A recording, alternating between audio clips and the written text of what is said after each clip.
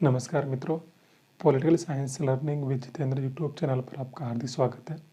मित्रों, हम यहाँ पर मूल अधिकार देख रहे थे और मूल अधिकार के अंतर्गत हमने दो वीडियो अपलोड कर दिए, शायद 2 या 3, और हमने उसमें अनुच्छेद 12, 13, इसके अलावा पहला जो मूल अधिकार है समानता का अधिकार, अनुच्छेद 14 से लेकर 18 तक, ये हमने पूरे कर लिए थे। और आज हम देखेंगे हमारा दूसरा जो मौलिक अधिकार है स्वतंत्रता का अधिकार। दूसरा मौलिक अधिकार है हमारा स्वतंत्रता का अधिकार, इसको हम यहाँ पर देखेंगे। इससे पहले मैं आपको एक छोटा सा रिक्वेस्ट करना चाहूँगा कि यदि आपने अभी तक हमारे चैनल को सब्सक्राइब नहीं किया है तो आप चैनल को सब्सक्राइब कर ले, ताकि मेरी ओर से जो भी वीडियो यहाँ पर अपलोड किए जा रहे हैं उन सब के नोटिफिकेशन आपको तुरंत प्राप्त हो सके। ठीक है, तो आज का हम शुरू करते हैं अनुच्छेद 19 से 22, जिसमें दिया गया है स्वतंत्रता का अधिकार। बहुत ध्यान से आपको इसमें पढ़ना है। मैं पूरा बहुत कम समय में आपको यहाँ पर अनुच्छेद 19 को, यानी कि स्वतंत्रता के अधिकार को पूरा यहाँ पर कंप्लीट करूँगा।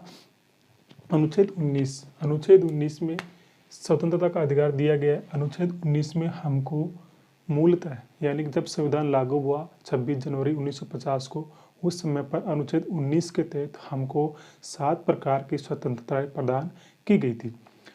और वर्तमान में कितनी है? 6 है। इसमें से जो संपत्ति की स्वतंत्रता थी, संपत्ति रखने का जो अधिकार था हमारा, उसको समाप्त कर दिया गया 44वें संविधान संशोधन 1978 के द्वारा।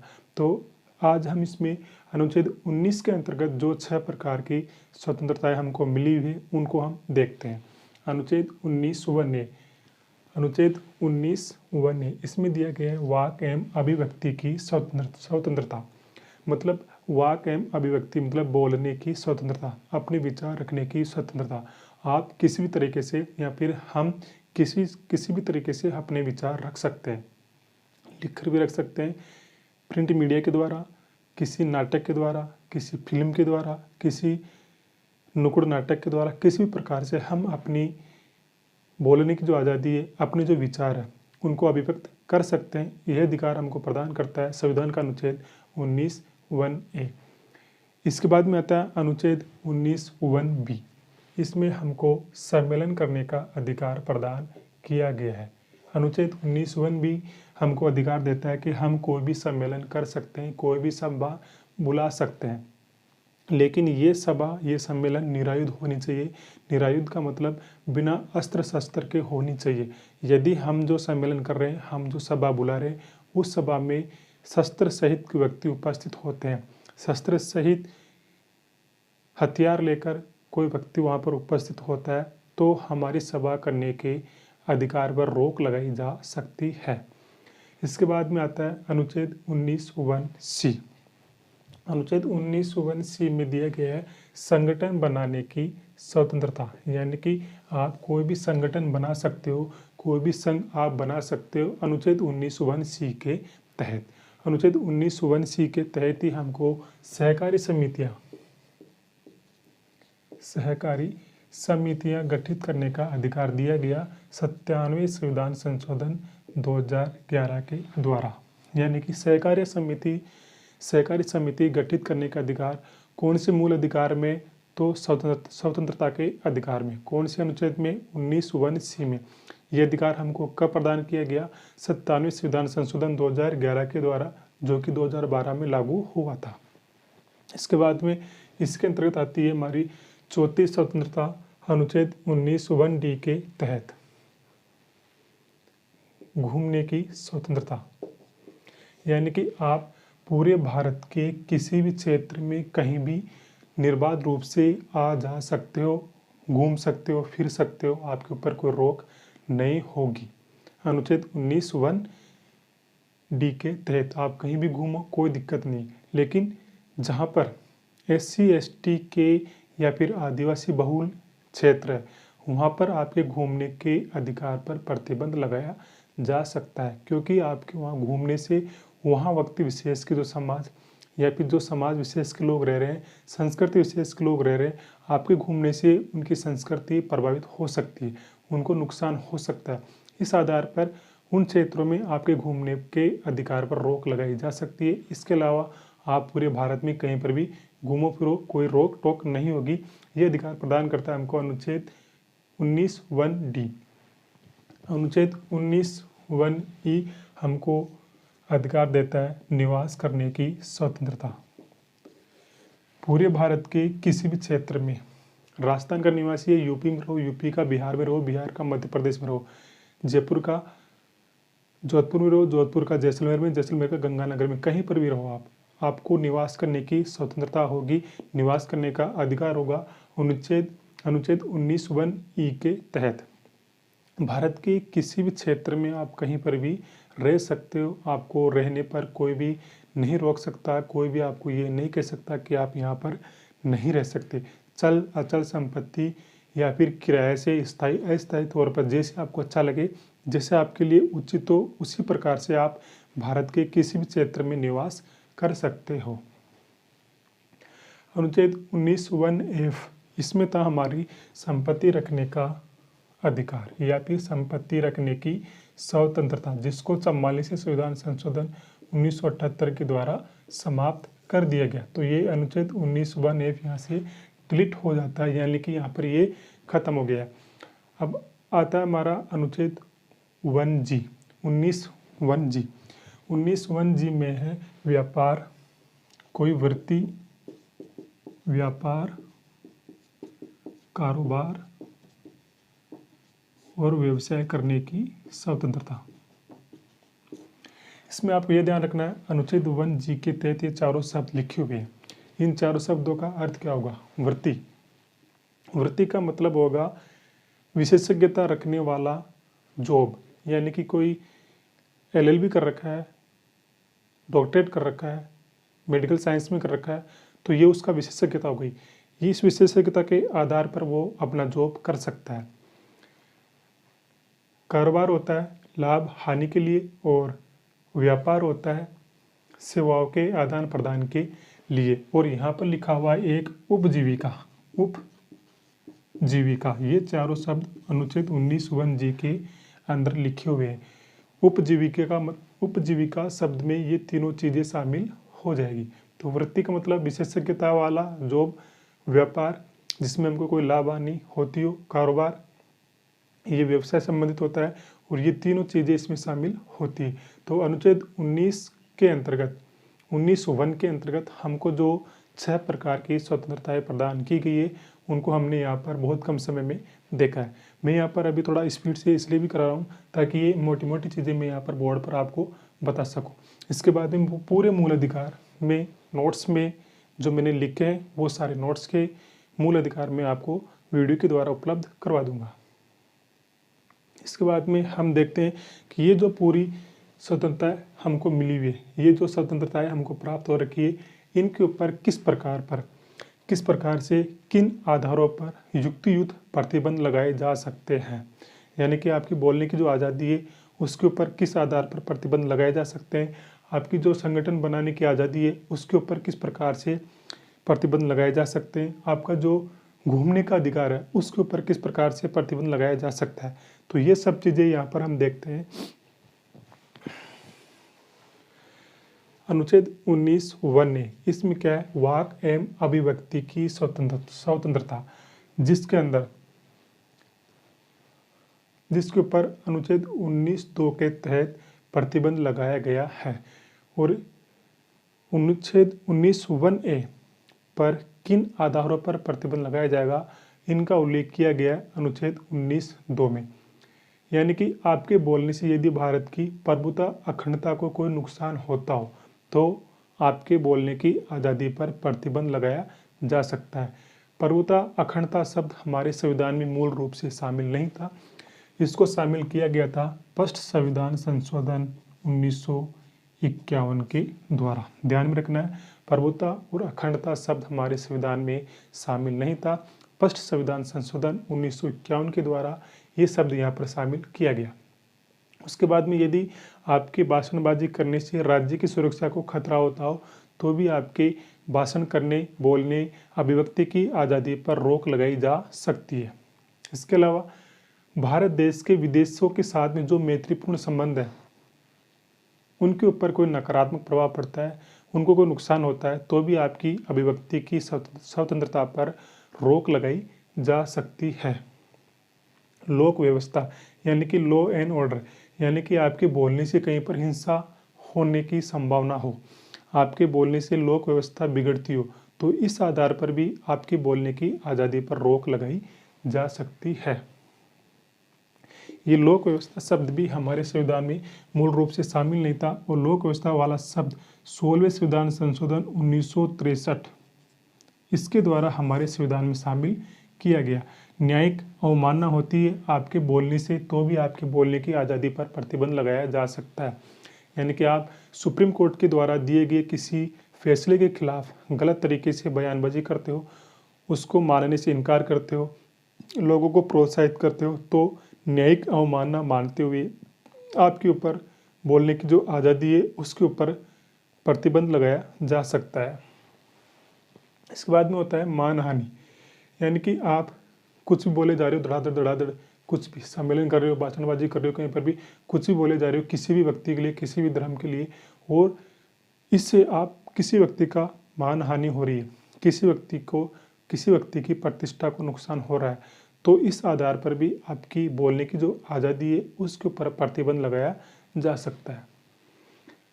सदाचार वही है, मोरलिटी, नैतिक नियम, नैतिकता यदि बिगड़ती हो तो भी आपके बोलने की आज़ादी पर रोक लगाई जा सकती है। अपराध उद्दीपन, अपराध उद्दीपन मतलब आपकी भाषणबाजी करने से, आपकी अभिव्यक्ति से, आपके विचार अभिव्यक्त करने से अपराधों में बढ़ोतरी होती हो, अपराध बढ़ते हो, तो भी आपकी अभिव्यक्ति की स्वतंत्रता पर रोक लगाई जा सकती है। तो अनुच्छेद 19(1)(a) पर, अनुच्छेद 19(2) पर, अनुच्छेद 19(2) के तहत किन आधारों पर रोक लगाई जा सकती है, ये सब आधार हमने यहाँ पर देखे हैं। ये मुख्य रूप से आपको यहाँ पर ध्यान में रखना है। इसके बाद में आता है अनुच्छेद 19(1)(b), जो कि हमको संगठन बनाने की आज़ादी देता है, अधिकार प्रदान करता है। तो इसके ऊपर अनुच्छेद 19(3) के तहत रोक लगाई जा सकती है दो आधारों पर। पहली, आपके संगठन बनाने से देश की प्रभुता और अखंडता को नुकसान होता हो तो, और दूसरा लोक व्यवस्था बिगड़ती हो। इन दो आधारों पर आपके संगठन बनाने के अधिकार पर रोक लगाई जा सकती है। अनुच्छेद 19(1)(c),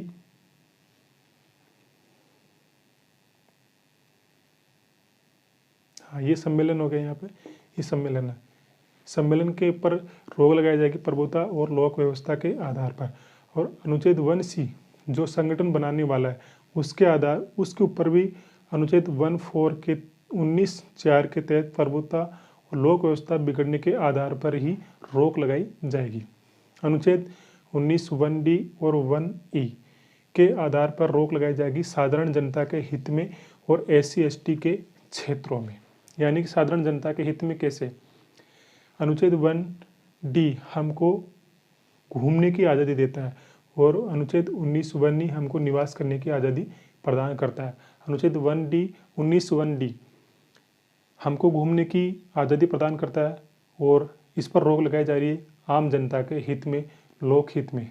एग्जाम्पल के तौर पर हम देखें कि कोरोना काल में सरकार ने लॉकडाउन लगाया, हमारे घूमने फिरने की आज़ादी पर प्रतिबंध लगा दिया। तो अब हम इस आधार पर सुप्रीम कोर्ट या फिर हाई कोर्ट में नहीं जा सकते कि हमारे को जो अधिकार मिला हुआ है अनुच्छेद 19(1)(d) के तहत घूमने का, उसके ऊपर यहाँ पर प्रतिबंध लगाया जा रहा है, हमारे मूल अधिकारों का हनन हो रहा है। तो इस आधार पर हम सुप्रीम कोर्ट नहीं जा सकते, क्योंकि लिखा हुआ है साफ साफ अनुच्छेद 19(5) में साधारण जनता के हित में आपके घूमने फिरने पर रोक लगाई जा सकती है। आपके घूमने फिरने से कोरोना फैल सकता है, इस आधार पर दूसरे लोगों को नुकसान होगा, इस आधार पर आपके घूमने फिरने की जो आज़ादी है उस पर रोक लगाई गई है अनुच्छेद 19(4) के तहत। फिर आता हमारा ये अनुच्छेद 19(1)(g), इसके ऊपर अनुच्छेद 19(6) के तहत रोक लगाई गई है और ये भी आम हित में है, लोगों के हित में और योग्यता के आधार पर। योग्यता के आधार पर यदि कोई मेडिकल साइंस से डिग्री प्राप्त नहीं कर रखा है, साधारण सा व्यक्ति है, और यदि वो डॉक्टर का क्लिनिक खोलकर बैठ जाए तो फिर उससे क्या होगा? लोगों का हित होगा? नहीं। तो लोगों का हित नहीं होगा, आप लोगों का नुकसान करोगे, इस आधार पर रोक लगाई जाएगी। और आपके पास में मेडिकल की दुकान चलाने का, डॉक्टर बनने की कोई डिग्री नहीं है, कोई क्वालिफिकेशन नहीं है, कोई योग्यता नहीं है, इस आधार पर भी आपके जो हॉस्पिटल है, आपका जो क्लिनिक है, उसके ऊपर रोक लगाई जा सकती है। फिर आप यूँ नहीं कह सकते कि अनुच्छेद 1 जी हमको व्यवसाय करने का अधिकार प्रदान करता है, तो यहाँ पर रोक क्यों लगा रहे हो। रोक लगाई जा सकती है अनुच्छेद 19(6) के तहत योग्यता के आधार पर और आम जनता के हित में। तो अनुच्छेद 19 जो हमको वाक 6 प्रकार की स्वतंत्रताएं प्रदान करता है, उन 6 प्रकार की स्वतंत्रता को हमने यहाँ पर देखा है और उनके ऊपर रोक किन आधार पर लगाई जाती है ये भी हमने देखा है। अनुच्छेद 19(1) ने वाक एवं अभिव्यक्ति की स्वतंत्रता और रोक लगाई जाती है अनुच्छेद 19(2) के तहत। अनुच्छेद 19(1) सम्मेलन रोक अनुच्छेद 19(3) के तहत। ये सब हमने यहाँ पर देख लिया है। अब हम देखते हैं अनुच्छेद 20। अनुच्छेद 20 क्या कहता है। अनुच्छेद 20 का हम टाइटल देखें तो ये लिखा हुआ है, अपराधों के लिए दोष सिद्धि के संबंध में संरक्षण। यहाँ पर हम देखते हैं अनुच्छेद 20(1). अनुच्छेद 20(1) कहता है कि व्यक्ति ने जिस समय जो अपराध किया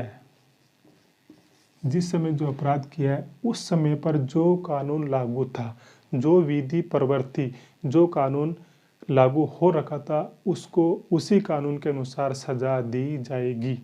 अनुच्छेद 20(1) इस बात का प्रावधान करता है।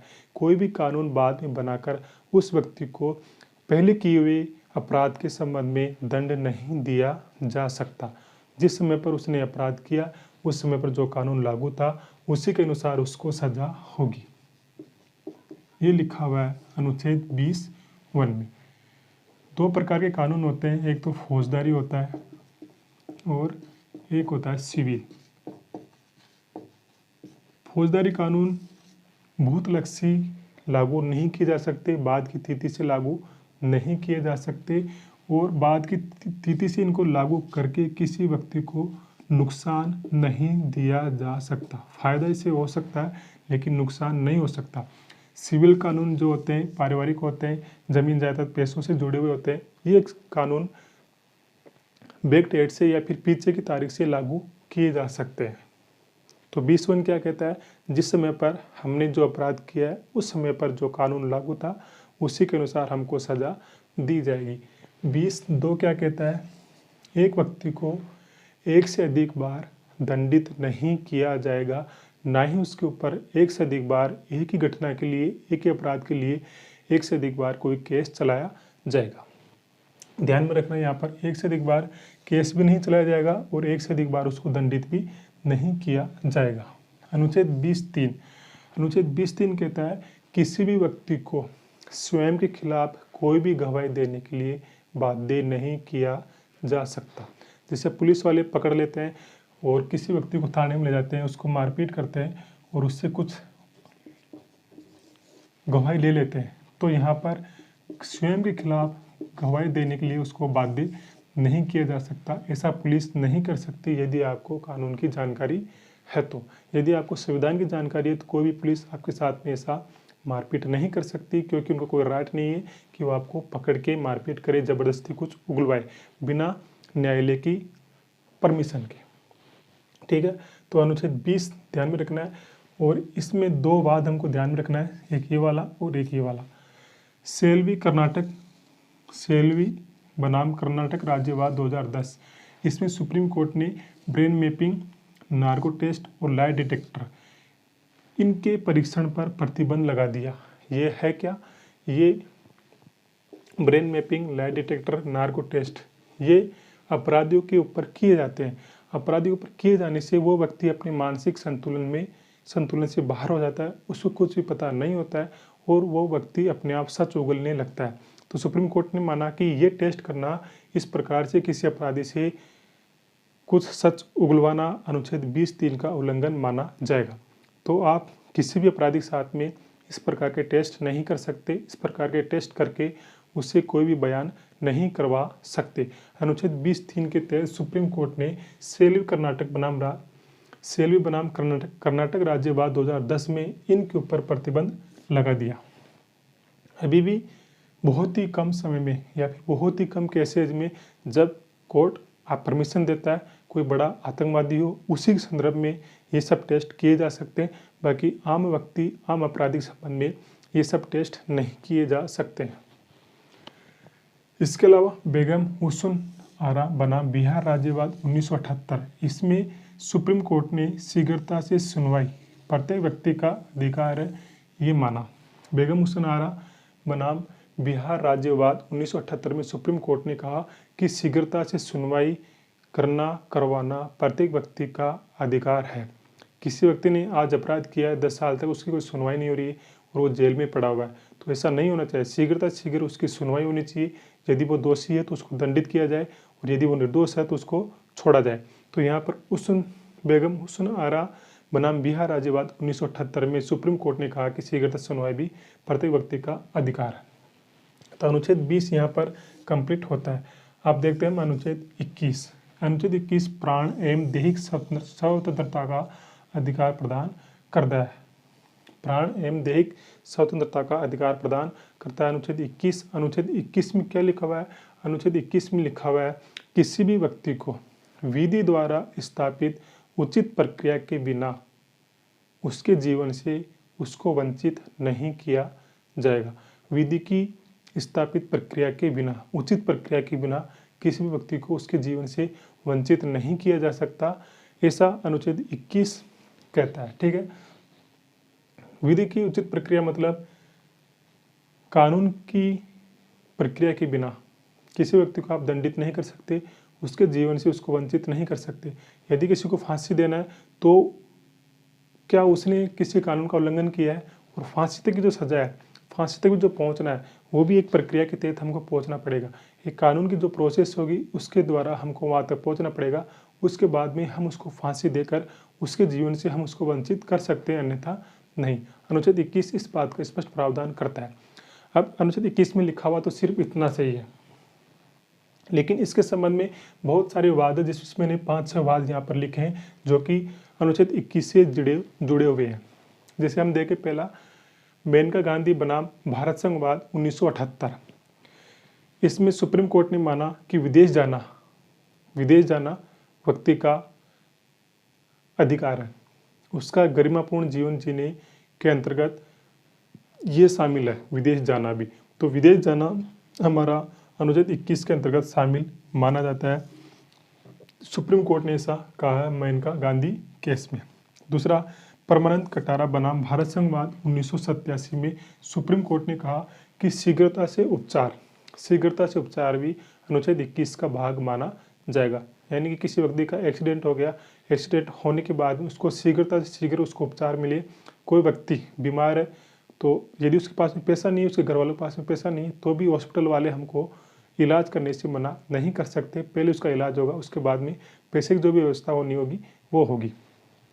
तो अनुच्छेद परमानंद कटारा बनाम भारत संघवाद में सुप्रीम कोर्ट ने कहा कि शीघ्रता से उपचार भी एक अनुच्छेद 21 का भाग होगा। इसके बाद में PUCL ये एक NGO है और भारत संघवाद 2001 में सुप्रीम कोर्ट ने माना कि भोजन प्राप्त करना अनुच्छेद 21 का भाग है। मतलब जैसे लॉकडाउन में अभी काफ़ी लोगों के काम धंधे बंद हो गए, तो लोगों के सामने आर्थिक संकट उत्पन्न हो गया, खाद्यान्न संकट उत्पन्न हो गया। ऐसी कंडीशन में सरकार की ओर से हमको फ्री में राशन दिया गया, हमारे लिए भोजन की व्यवस्थाएं की गई। तो ये अनुच्छेद 21 के तहत ही राज्य को ऐसा करना पड़ा। इस वाद में जो सुप्रीम कोर्ट ने फैसला दिया, जो निर्णय दिया, उसके अनुसार ही सरकार को ऐसा करना पड़ा, हमको फ्री खाद्य सामग्री देनी पड़ी, क्योंकि भोजन प्राप्त करना हमारा अधिकार है। कोई भी व्यक्ति भूखा न रहे, कोई भी व्यक्ति भूखा ना मरे, ये देखना राज्य की जिम्मेदारी है। राज्य को उस व्यक्ति की क्षुधा को मिटाने के लिए, भूख को मिटाने के लिए प्रयास करना होगा अनुच्छेद 21 के तहत। इसके अलावा PUCL का एक विवाद और है, भारत संघवाद 2004। इसमें निजता को अनुच्छेद 21 में शामिल माना गया। यानी कि आपको अपनी प्राइवेसी बनाए रखने का अधिकार होगा। आपकी प्राइवेसी में कोई भी किसी भी प्रकार का हस्तक्षेप नहीं कर सकता, आपकी प्राइवेसी में कोई भी नोकझोंक नहीं कर सकता। यानी कि आपकी निजी व्यक्तिगत जीवन में कोई भी किसी प्रकार का इंटरफेयर नहीं कर सकता। यदि वो करता है तो अनुच्छेद 21 का भाग, अनुच्छेद 21 का उल्लंघन माना जाएगा। जैसे यहाँ पर ये जुड़ा हुआ था मामला फ़ोन टैपिंग से। बहुत सारे नेताओं के फ़ोन टैपिंग हो जाते हैं, बड़े बड़े जो अधिकारी होते हैं उनके फ़ोन टैपिंग सरकारें करवा लेती है। ये नहीं होना चाहिए, इससे उनकी निजता का उल्लंघन होता है। वो किसके साथ में क्या बात कर रहे हैं, ये एक अपराध माना जाता है उसको सुनना। लेकिन सरकार को यदि शक हो किसी व्यक्ति के ऊपर राष्ट्र की सुरक्षा को लेकर, तो उसके फ़ोन को सरकार टेपिंग करवा सकती है। अन्यथा किसी भी व्यक्ति के फ़ोन को टेपिंग सरकार नहीं करवा सकती। यदि वह ऐसा करती है तो अनुच्छेद 21 का उल्लंघन माना जाएगा। इसके बाद में हम देखें MC मेहता बनाम भारत संघवाद। MC मेहता महेश चंद्र मेहता इनका पूरा नाम है, और ये काफ़ी सारे PIL सुप्रीम कोर्ट में लगाते रहते हैं। इनका ही एक वाद है, बहुत सारे वाद इनके, लेकिन महत्वपूर्ण वाद हमारे लिए जो माना जाता है वो ये है कि MC मेहता वाद बनाम भारत संघवाद में शुद्ध पर्यावरण को अनुच्छेद 21 का भाग माना गया, और इसी वाद में सुप्रीम कोर्ट ने पर्यावरण शिक्षा को स्कूलों में पढ़ाया जाना अनिवार्य किया। MC मेहता वाला जो वाद था। इसके बाद में आता है अरुणा रामचंद्र शानबाग बनाम भारत संघवाद 2011। इसमें सुप्रीम कोर्ट ने इच्छा मृत्यु को स्वीकार कर लिया, लेकिन बहुत ही रेयर केस में। इच्छा मृत्यु का अधिकार कब होगा व्यक्ति को? जब उसको कोई लाइलाज बीमारी हो जाए जिसका कहीं पर भी कोई इलाज नहीं हो, और मेडिकल बोर्ड, 4 डॉक्टरों का मेडिकल बोर्ड ये लिख कर दे कि अब इस बीमारी का कहीं पर भी कोई इलाज नहीं है। ऐसी कंडीशन में उस व्यक्ति को इच्छा मृत्यु का राइट होगा, अधिकार होगा, अन्यथा नहीं। कोई भी व्यक्ति अनुच्छेद 21 का त्याग नहीं कर सकता। ये नहीं कह सकता कि मैं आत्महत्या करूंगा। यदि कोई व्यक्ति आत्महत्या करने का प्रयास करता है तो IPC की धारा 309 के तहत उसको जेल की सजा हो सकती है, जेल में डाला जा सकता है। कोई भी व्यक्ति आत्महत्या करने का प्रयास नहीं कर सकता, क्योंकि उसको मरने का कोई अधिकार नहीं है, जीने का अधिकार है। तो यहाँ पर हमारे हो गए ये स्वतंत्रता के अधिकार के अंतर्गत अनुच्छेद 19 से 22।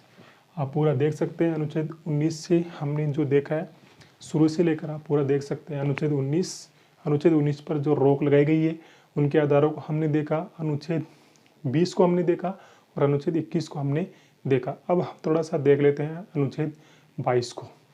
अनुच्छेद 22 वैसे ज़्यादा बड़ा नहीं है, लेकिन थोड़ा सा हम उसको देख लेते हैं।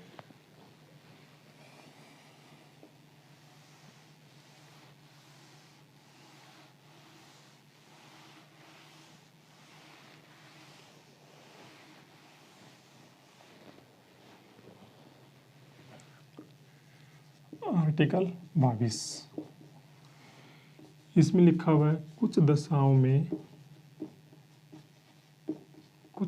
में गिरफ्तारी एवं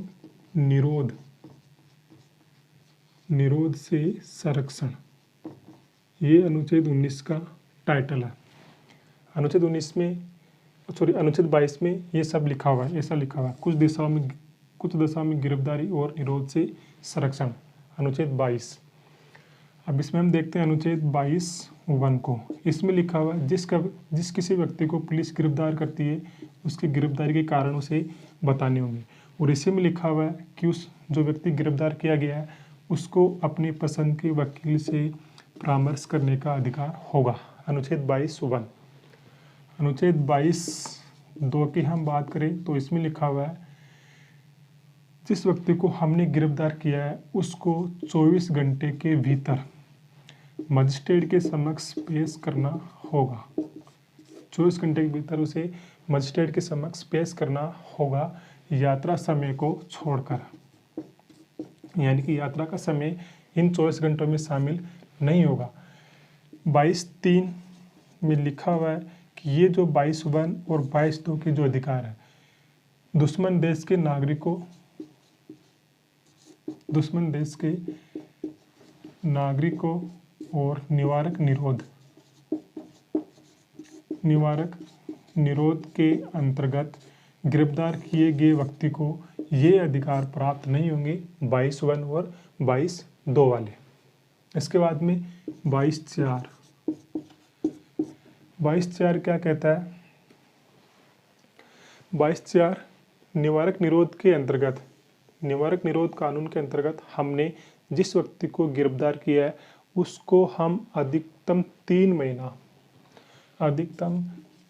महीना बिना मजिस्ट्रेट के समक्ष पेश किए गिरफ्तार करके रख सकते हैं। अनुच्छेद 22(4) इस बात का प्रावधान करता है।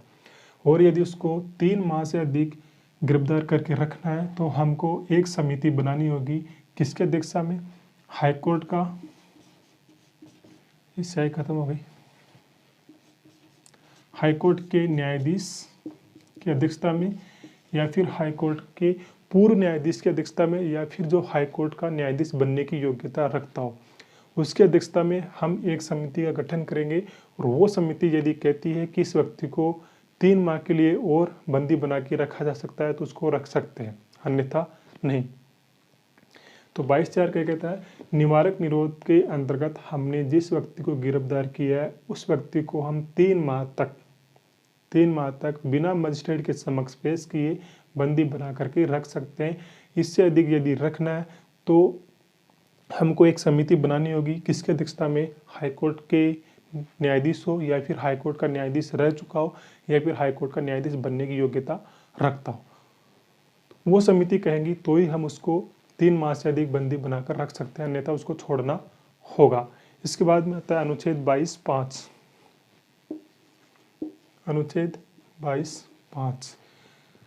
22(5) और 22(6), ये थोड़ा सा इसका मैं देख लेता हूँ। 22(5), इसमें जिस व्यक्ति को गिरफ्तार किया है, जिस व्यक्ति को हमने गिरफ्तार किया है 22(5) में, वो उस व्यक्ति को जिस संस्था ने, जिस विभाग ने गिरफ्तार किया है, बंदी बनाया है, वो विभाग उस व्यक्ति को उसकी बंदी बनाए जाने के कारण बताएगा। अनुच्छेद 22(5) इस बात का प्रावधान करता है। ठीक है, यहाँ पर तेरा मार्कर खत्म हो गया, लेकिन मैं समझा रहा हूँ आपको। वैसे भी 22(5) प्रावधान करता है कि निवारक निरोध के अंतर्गत जिस संस्था ने, जिस विभाग ने किसी व्यक्ति को गिरफ्तार किया है, वो विभाग, वो संस्था उस व्यक्ति को उसकी गिरफ्तारी के कारण बताएगी। फिर वो व्यक्ति अपने बचाव में जो भी उसको अपील करनी होगी वो इसी विभाग के पास में, इसी संस्था के पास में करेगा, किसी न्यायालय के पास में नहीं। अनुच्छेद 22(6) प्रावधान करता है गिरफ्तारी के कारण जिस व्यक्ति को गिरफ्तार किया गया है निवारक निरोध के अंतर्गत, उस व्यक्ति को लोक हित में, आम जनता के हित में, राष्ट्र हित में उसकी गिरफ्तारी के कारण बताने से मना किया जा सकता है। 22(5) तो कह रहा है कि जिसको हमने गिरफ्तार किया है उसकी गिरफ्तारी के कारण बताओ। 22(6) कह रहा है कि उसकी गिरफ्तारी के कारण बताने से मना कर सकते हैं, लोक हित में, राष्ट्र हित में, जनता के हित में। 22(6) और 22(7) क्या कहता है?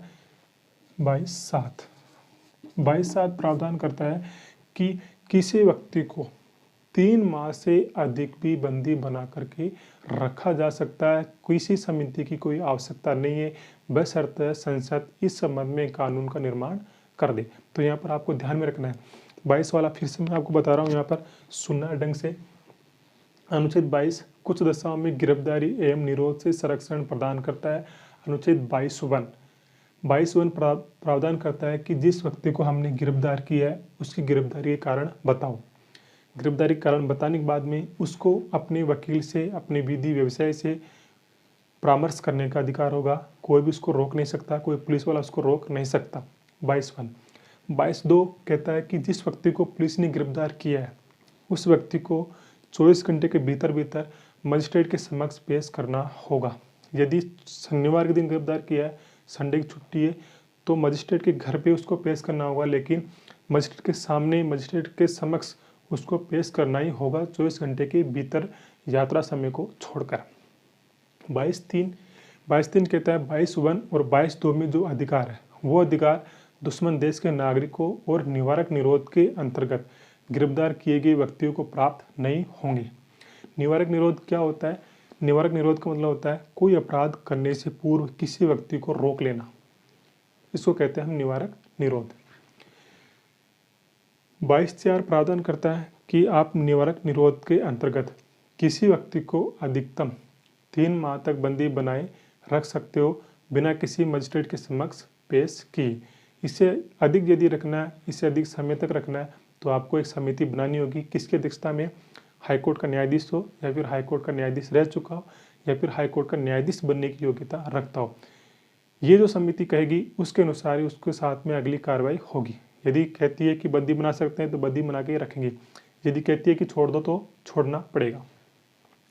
22/5 में गिरफ्तारी के कारण बताने होंगे उसको, जिस विभाग ने, जिस संस्था ने गिरफ्तार किया है, और फिर वो अपने बचाव में जो भी अपील करनी होगी उसी विभाग के पास में, उसी संस्था के पास में करेगा। 22/6 गिरफ्तारी के कारण बताने से मना किया जा सकता है, लोक हित में, राष्ट्र हित में, जनता के हित में।